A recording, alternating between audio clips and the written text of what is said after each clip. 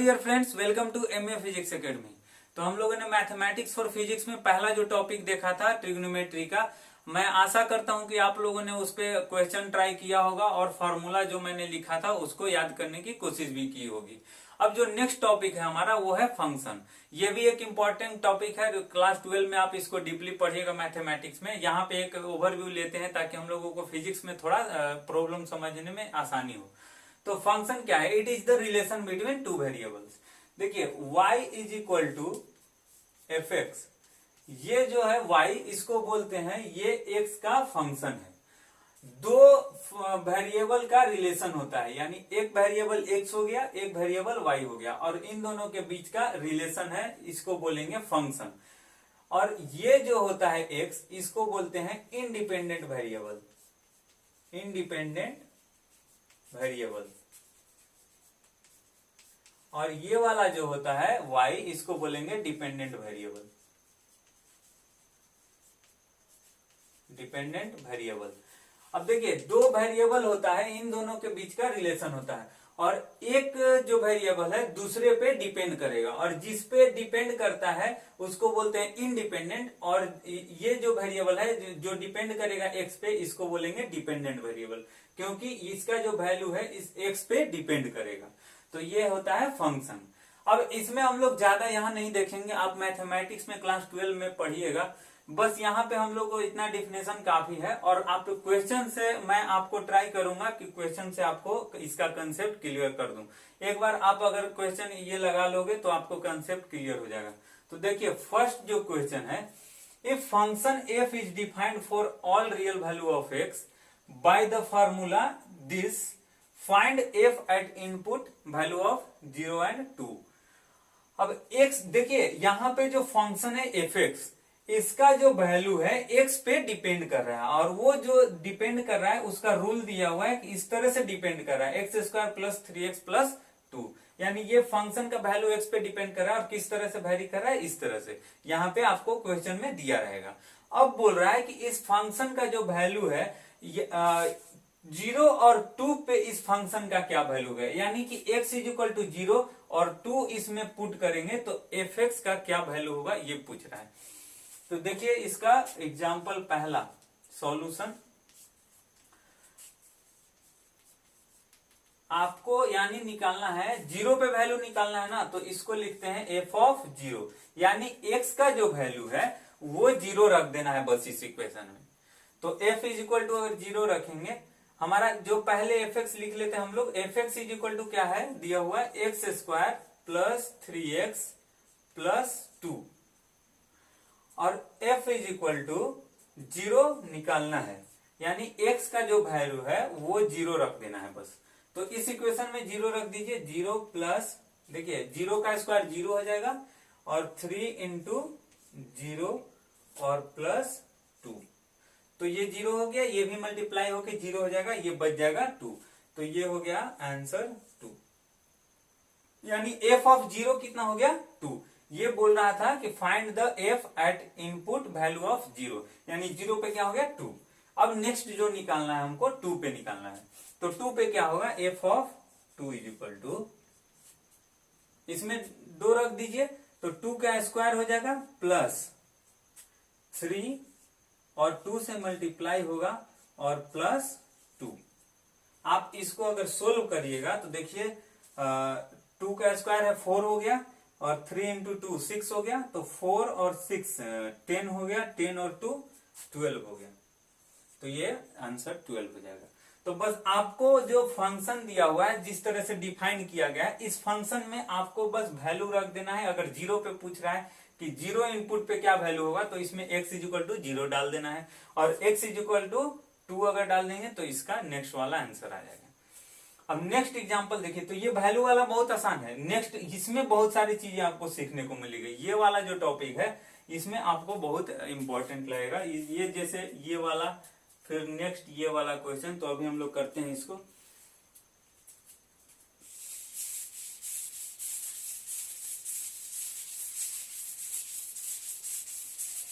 देखिए next second जो है, ये बोल रहा है a function is defined as this, यानी जैसे हम लोगों ने पहले क्वेश्चन में ये डिफाइन किया था, अब दूसरे तरह से ये डिफाइन किया गया है, f x is equal to x square plus 4, ये डिफाइन किया गया फंक्शन को।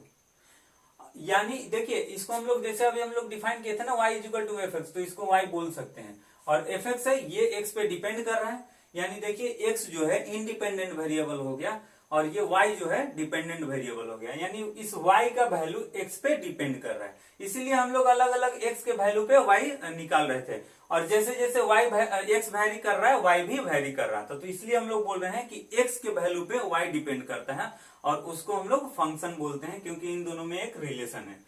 अब नेक्स्ट इसमें देखिए डिफाइन किया गया f x is equal to x square plus 4। अब नेक्स्ट बोल रहा है find f is equal to 0। तो इस क्वेश्चन को आपको मैंने लैंग्वेज में इसलिए लिखा है, कभी आपको ऐसे इनपुट के टर्म में देगा, कभी एफ इज इक्वल टू 0 के टर्म में देगा, तो लैंग्वेज अलग अलग चेंज करके देगा, इसलिए मैंने अलग अलग लैंग्वेज चेंज करके लिखा है, नहीं तो मैं डायरेक्ट क्वेश्चन लिख सकता था और इसका वैल्यू पूछ सकता था, लेकिन मैं लैंग्वेज भी लिख दिया हूं ताकि आपको क्लियर रहे। देखिए एफ इज इक्वल टू 0 निकालना है, तो इसमें भी 0 पुट कर दीजिए, एक्स इज इक्वल टू ये क्या है, एक्स इज इक्वल टू 0 है, ठीक है, एफ एक्स है ना, तो एफ एक्स एक्स का क्या वैल्यू है 0, तो इसमें बस 0 रख दीजिए, वो आंसर आ जाएगा, तो 0 का स्क्वायर प्लस 4, अब ये कितना हो गया 4, आपका आंसर आ गया। तो एफ इज इक्वल टू 0 का 4, बस इतना ही सिंपल है। एफ इज इक्वल टू 1 बोल रहा है, तो 1 एक्स इज इक्वल टू 1 रख दीजिए इस इक्वेशन में, तो 1 का स्क्वायर प्लस 4, ये कितना हो गया 1 का स्क्वायर प्लस 4 5 हो गया। नेक्स्ट एफ एक्स प्लस 2, अब x प्लस 2 बोल रहा है ना, तो इसमें आपको कंफ्यूज नहीं होना है। जैसे अगर इसको आप देखिए ये जो है पूरा, ये पहले का जो x था, मैं पिंक कलर से लिख रहा हूं, x था ना पहले हमारा, देखिए f x is equal to this, अब x प्लस 2 हो गया, तो जहां जहां x था ना वहां वहां x प्लस 2 को रिप्लेस कर दीजिए, यानी देखिए मैं इसलिए पिंक कलर से लिख रहा हूं। अब देखिए इसका जो हो जाएगा x प्लस 2 का स्क्वायर, एक्स स्क्वायर है ना, एक्स स्क्वायर की जगह x की जगह क्या वैल्यू अब हमारा मिल गया है, x प्लस 2 मिल गया, तो x प्लस 2 का स्क्वायर कर देंगे और प्लस 4, और इसको अगर ओपन करेंगे तो ओपन भी कर सकते हैं आप, नहीं तो ऐसे भी आंसर लिख सकते हैं एक्स स्क्वायर, देखिए a प्लस बी का होल स्क्वायर है ना, ए स्क्वायर यानी एक्स स्क्वायर, और b का स्क्वायर यानी 2 का स्क्वायर 4 हो गया, और 2ab अगर करेंगे तो 4x हो गया, 2 पहले से था और 2 से मल्टीप्लाई करेंगे तो 4x, और प्लस 4 पहले से ये वाला, तो ये ओपन किए हम लोगों ने a प्लस बी का होल स्क्वायर, और ये वाला 4 हो गया, ठीक है। अब इसको ऐड कर लीजिए, एक्स स्क्वायर प्लस 4x और प्लस 8 हो जाएगा, ये 4 और 4 ऐड हो गया। ये आपको अलजेब्रा में आना चाहिए, क्लास 10th में आपने पढ़ा होगा अलजेब्रा में कि कैसे एडिशन करते हैं। एक्स स्क्वायर है ना, तो ये वाला पॉलिनोमियल, ये जो एक्स स्क्वायर हो गया अलग टर्म हो जाएगा, और जो एक्स है एक्स के साथ ही ऐड होता है, तो ये 4x हो गया, और 4 कांस्टेंट है तो ये ऐड होके 8 हो गया, तो ये तो आप लोगों को पहले से आना चाहिए। नेक्स्ट है एफ एक्स स्क्वायर, तो एफ एक्स स्क्वायर यानी अब जो x था उसके जगह x स्क्वायर पुट कर देना, यानी देखिए ये वाला जो हमारा पहला जो x था, x के जगह पे x स्क्वायर पुट कर देना है, तो ये हमारा x है ना, देखिए पिंक कलर से मैं लिख रहा हूं, ये वाला x, इसको x इसमें बस x स्क्वायर पुट कर देना है, तो x के जगह पे x स्क्वायर पुट कर देना है, और फॉर्मूला में हम लोगों को तो पहले स्क्वायर दिया हुआ था, वो वाला स्क्वायर हो जाएगा, और प्लस 4, तो ये हो गया आपका x पावर 4। देखिए ये 2 और 2 मल्टीप्लाई हो जाता है, यहाँ पे अगर ब्रैकेट है ऐसे तो 2 और 2 मल्टीप्लाई हो जाएगा, तो x टू दी पावर 4 और 4। अब इसमें बहुत सारे लोगों को कंफ्यूजन हो जाता है, देखिए एक ये आप लोग पढ़े होंगे सर्च और इंडिसेज में क्लास 10th में, इसमें कंफ्यूज नहीं होना है, जैसे 3 2 टू दी पावर 3 ऐसे लिखा हुआ है, तो इसका क्या आंसर आएगा। और एक और क्वेश्चन है 2 टू द पावर ये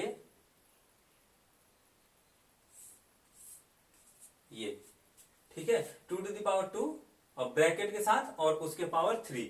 तो ये दोनों का आंसर एक नहीं होता है, आपको कंफ्यूज नहीं होना है। देखिएगा कैसे करेंगे। इसमें जो होता है ओपन, इस तरह से ओपन कीजिए, ऊपर से नीचे ओपन कीजिए। तो इसको ओपन कीजिएगा तो ये क्या हो जाएगा, पहले 2 टू दी पावर, देखिए पहले इसको सोल्व करते हैं। अगर आपको ब्रैकेट नहीं है ना तो पहले इसको सोल्व कीजिए, तो कीजिए। तो 2 टू दी पावर 3 है तो ये हो जाएगा 2 टू दी पावर 8। देखिए 2 टू दी पावर 3 है ना, इसको ऐसे लिख सकते हैं ना, 2 इंटू 2 इंटू 2। ठीक है, इसको सोल्व कर रहे हैं पहले, जो मैंने राउंड किया। अब 2 टू दी पावर 8 हो जाएगा। लेकिन यहां पे ऐसा नहीं है, यहां पे अगर ब्रैकेट में है ना तो ये दोनों जो है, ये दोनों मल्टीप्लाई होते हैं। तो 2 टू दी पावर, और ये दोनों ब्रैकेट के साथ है, यहां ब्रैकेट नहीं था इसलिए हमने 2 इंटू 2 इंटू 2 किया। लेकिन यहां पे ब्रैकेट के साथ है तो यहां पे मल्टीप्लाई हो जाएंगे, यानी 2 टू दी पावर 3 हो जाएगा और 2 इंटू 2 टू दी पावर 6 हो जाएगा। 2 इंटू 3 मल्टीप्लाई होकर 6। तो ये अलग है, ये अलग है, ये 2 टू दी पावर 8 है और ये 2 टू दी पावर 6 है। और इसका जो हो जाएगा, ये वैल्यू हो जाएगा ये 64 और 128 और ये हो जाएगा 256। ठीक है, तो ये दोनों अलग अलग वैल्यू है। तो इनको कैसे हम लोग करते हैं ये देखा। तो इसलिए यहाँ पे एक्स स्क्वायर है ना, तो यहाँ पे एक्स स्क्वायर का स्क्वायर है और ब्रैकेट में है तो दोनों को मल्टीप्लाई कर दिए, तो ये हो गया x to the power 4 plus 4। तो ऐसे सोल्व करते हैं। नेक्स्ट जो क्वेश्चन है वो देखिए,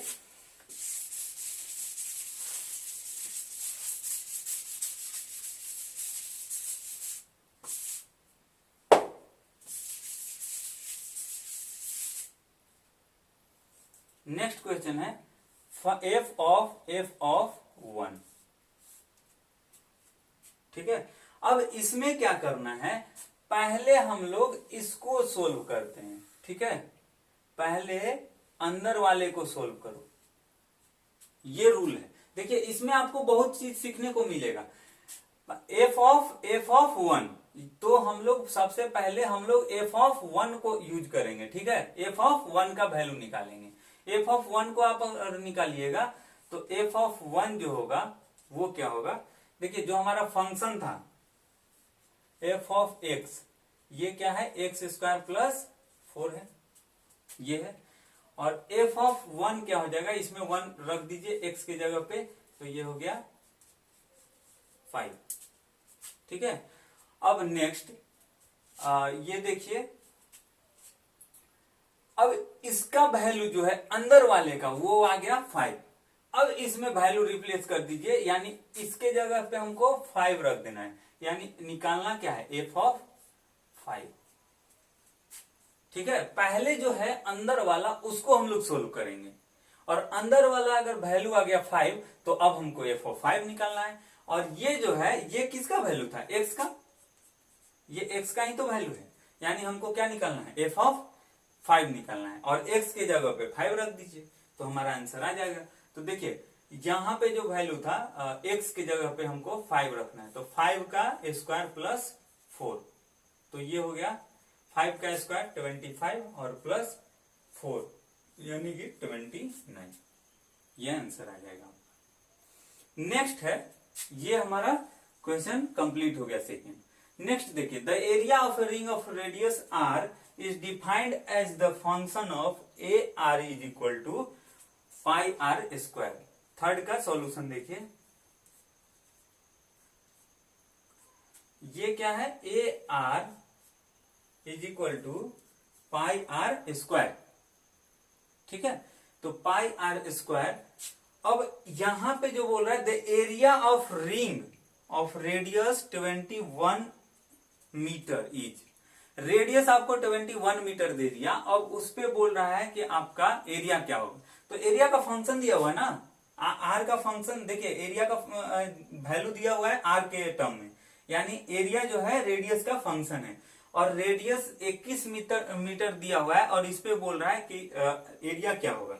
तो बस वैल्यू रख दीजिए, यहाँ पे पाई का वैल्यू है 22/7, और आर दिया हुआ है और 21 का स्क्वायर, इसको सोल्व कर लीजिए आप।